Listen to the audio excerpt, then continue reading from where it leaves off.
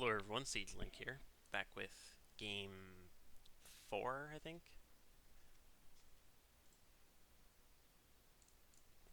of BBQ versus JinLair PinkWings, and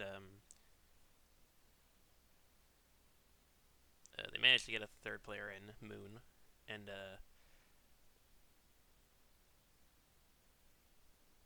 Moon is gonna be facing Magnath, and apparently there's a bit of an inside joke that I haven't seen enough of Magnath's games to know what this means, but basically the Zerg picked Ephemeron and everyone started laughing in sort of a diabolical way. Like, Magnath has some sort of build that has like 100% win rate on this map, basically. So I have a feeling something weird's gonna happen.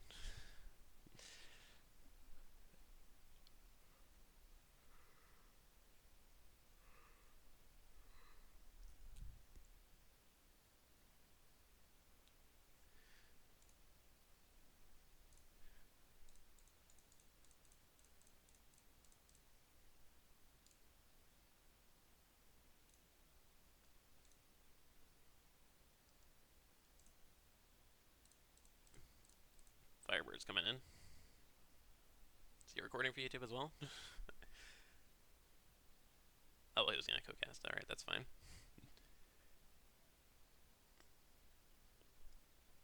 We haven't had any lag yet, so hopefully this doesn't increase it by that much.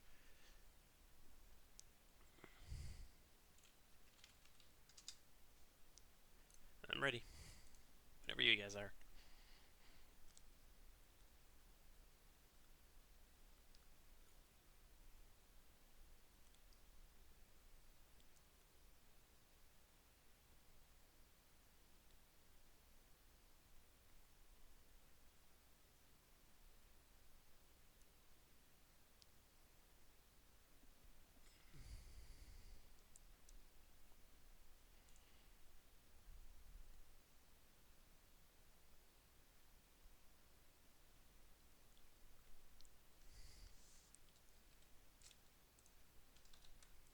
In the bottom right, representing JinLair PinkWings, it is Magnath. In the top left, the purple Zerg representing We Want BBQ, Moon.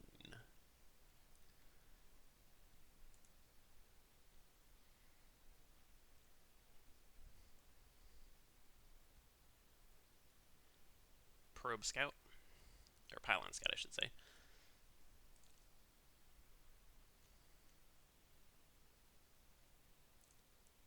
So we got Ping Pan versus PT Hero. My guess is going to be Cannon Rush. Maybe he thinks it's a very good Cannon Rush map. Yep. Had a feeling. When they started giggling, I knew something weird was going on. And the obvious answer to that with Protoss is Cannon Rush. He's going to send another probe.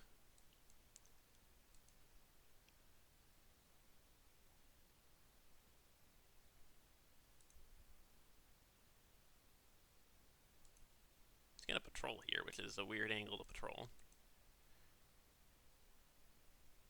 He's going to build a gateway. Nope. Just cannon in the backup. There's gateway. I was about to say, if he's... Let's say, it seems like he doesn't want this to be scouted. But yeah, I will say that putting a probe here and just have it stand in the opponent's vision, that's actually a little bit of a tell. And still barely doesn't see it. Oh my gosh. But yeah, he does kind of know because he has a probe just standing alone. But yeah, cannon finish just in time there. Needs to make sure he builds a pylon and a cannon here before the hatchery finishes, because the creep will prevent that.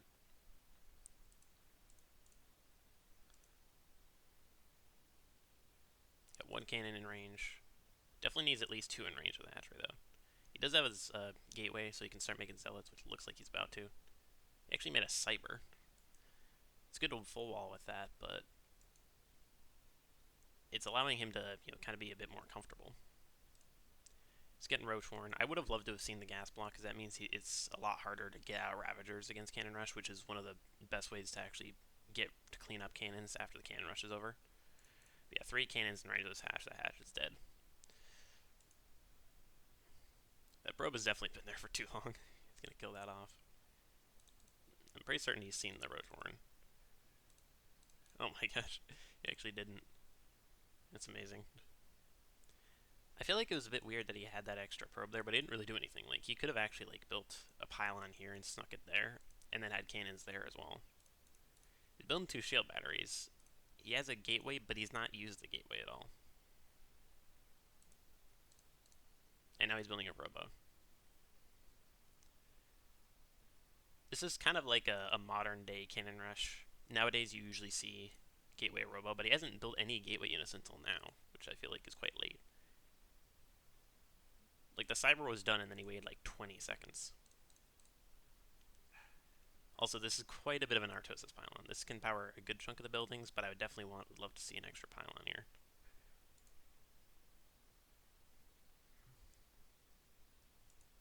Just gonna shade it up. He's gonna see the lings and cancel it. Or not. He sees a roach warren at least, so that's something. He gets a bit of a tight position, but he's only gonna get 1 worker kill out of it. I mean, at this point, why even build the gate? Why not just build the gate in the main base?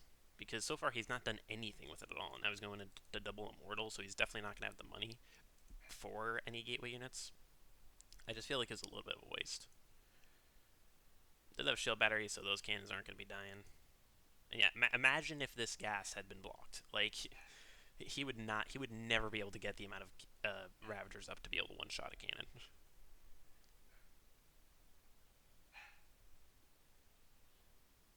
He is draining shield battery energy at least, which is kind of damage. Building a pylon here. I would personally love to see a pylon here so he can't take the hatch. But yeah, either way, he can't really move down. So he can take his time here.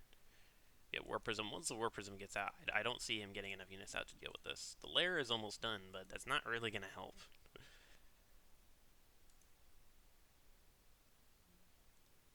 Thankfully, because he had just enough Ravagers to do actual damage that can't be healed, he is able to kill the cannons.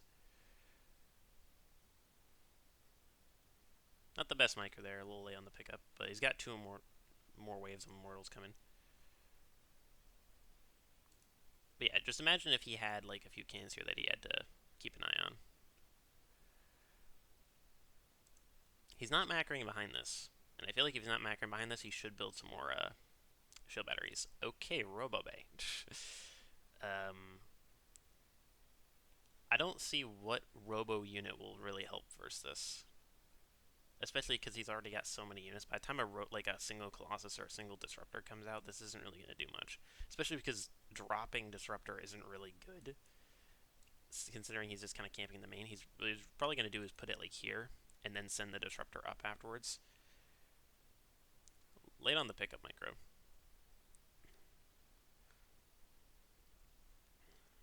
But yeah, Mortals by themselves don't do the best, because Lings can deal with them somewhat well. It's just that the shield batteries and the War Prism are helping out a lot. And yeah, he's going to go for Nidus here.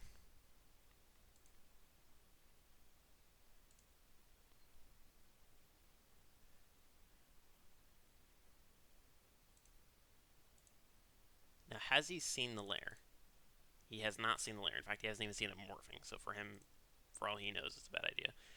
However, putting all of your Lings and Roaches right next to the Nidus before it's finished is a bad idea, because it gives them a chance to get close enough to scout it. He's not, though, and this is definitely... He really needs to push in. Like, his opponent's just chilling behind. He knows that there's got to be something, and it's probably not going to be a giant army. Okay, it's on the minimap, but does he see it? I don't think he's going to.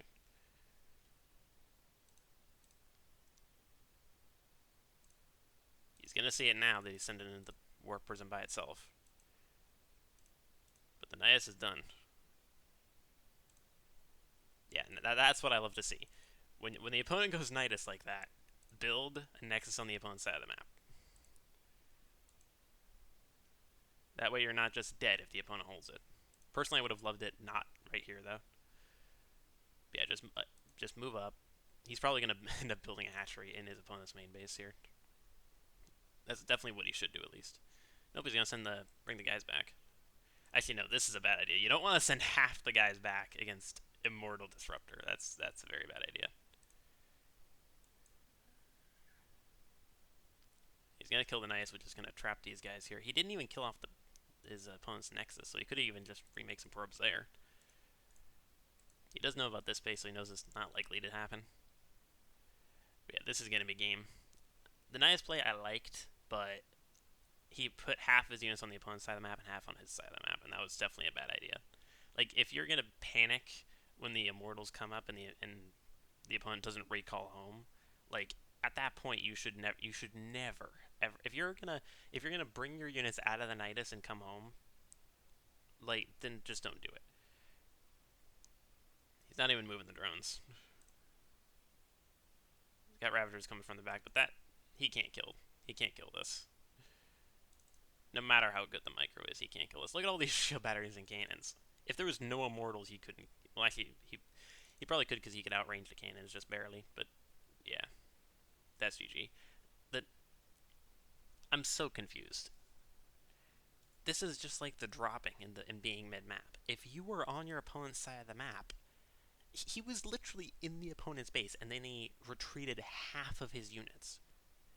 If you retreat half your units against that, then your half the units die on the other side of the map because you bring them back once the Nihus network is dead, and then it's 5 Ravagers to 5 Immortals, and then the other Ravagers die at home. Like, it didn't make any sense. He should have either pulled all the drones into the Nidus and then built a hatch on his opponent's side of the map, or he should have brought all the units back into the Nidus network, because there's no way he could have defended that otherwise. So that was a classic example of great idea, horrifically executed. Very, very poor execution.